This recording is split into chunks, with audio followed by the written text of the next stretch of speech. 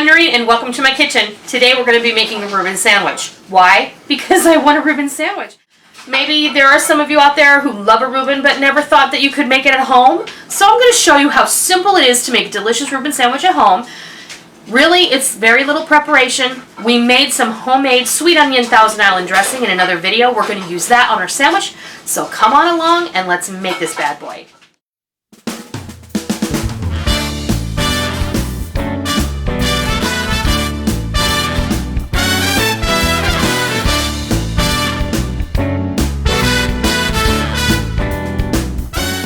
Let's build a Reuben sandwich. Now I have some really nice seeded rye bread. I actually bought this at the Artisan Bakery and because I didn't make my own and I wanted a Reuben sandwich. So this is a medium-sized piece of bread. It's not too big, it's not too small. Sometimes you go to the restaurant and the Reuben sandwiches you could easily feed 2 people with. And a lot of times Rick and I will share one because they're just too big for one person to eat.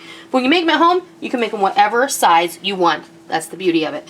Now, I have some really good quality boar's head corned beef here, and I don't know if you know this, but if you can get boar's head lunch meat in your area, that is the lunch meat I recommend, because I was told just the other day that boar's head, and I knew that, no preservatives, but the girl at the deli said if they don't sell it within 5 days, they have to get rid of it, and that means that they send it home with their employees or they share it with a local food bank.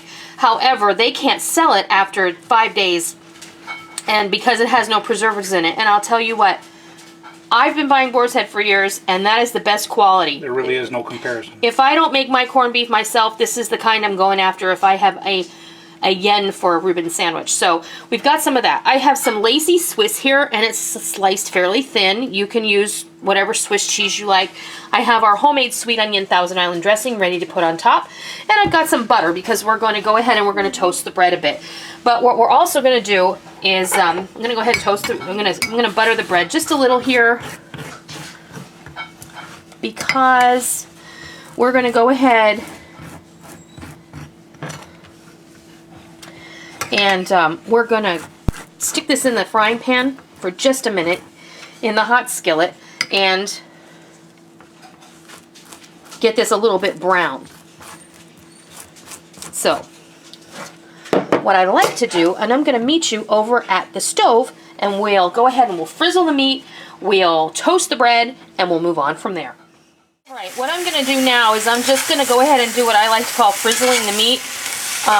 You know, when you order a Reuben sandwich at the deli or at a restaurant, they're going to toss that meat in a hot skillet or on a hot grill just briefly, because this is where all the flavor is, folks. You want all those delicious juices to come out of the meat. Well, not out all the way, but you want them to wake up, because this has been in a cold refrigerator, and you want to kind of loosen up all those good veins of flavor. Just a little bit. Okay, I warmed up my meat, and now I've tossed my buttered bread buttered side down into the skillet, and we're just going to let those kind of hang out for a minute, and I'm going to take some of this warm meat and I'm going to start to build my sandwich. And you can do however you like. I'm going to use my fingers because this is just for Rick and I, so if you're going to, you know, make this at home, you do however you like. If you need to use tools, go right ahead. I work better with my fingers.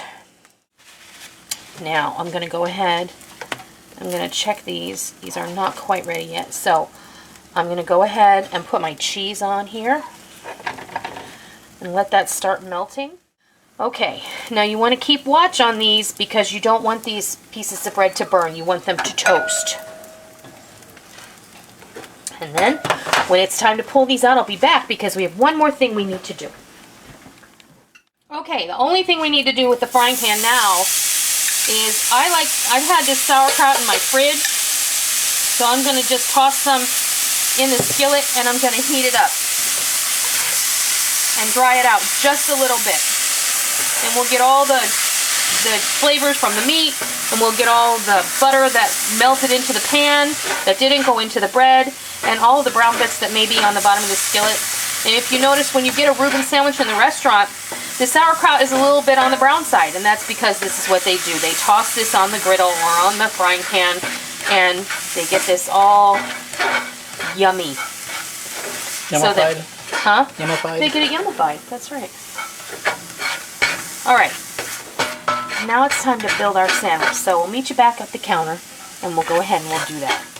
Okay, we're ready to finish building these bad boys, and they look so good. Okay, now, I like to put the Thousand Island right here.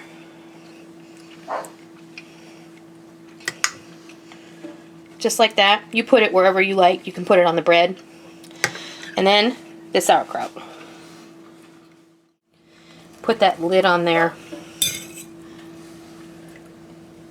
I always like to have mine with a little side of extra Thousand Island so I can dip my sandwich in there. I'm going to do that. And then I'm going to grab a knife. There you have it. Beautiful, amazing, and delicious Ruben sandwiches made with homemade sweet onion Thousand Island dressing, sauerkraut, corned beef, Swiss cheese, homemade rye bread from an artisan bakery. What more could you ask for? You can make any version of this that you like at your own home. I hope you try it. I hope you love it. Until next time, happy eating. Thank you for joining me in my kitchen today. I hope you liked what you watched today, and I hope that you try it, and I hope that you love it. If you like what you saw, please consider hitting the thumbs up button and giving me a positive rating. And also, make sure that you hit the subscribe button if you're already not a subscriber so that you don't miss out on any of the fun we have here in our kitchen every single day. You can also follow me on Facebook and Twitter and Pinterest and Instagram and Google Plus and Blogger. I have a blog over there, and you can take a look at that. You can subscribe to that feed as well. And don't forget that every recipe that you see me do here on YouTube, with the exception of a few earlier ones, you can access all of the recipes over on my website, noreenskitchen.com, where you will find printer-friendly versions of those recipes so you can print them out and keep them for your own. So, I hope that you enjoyed it. I'm really glad that you're here. Thank you for stopping by. Don't forget to come by tomorrow. Until next time, happy eating!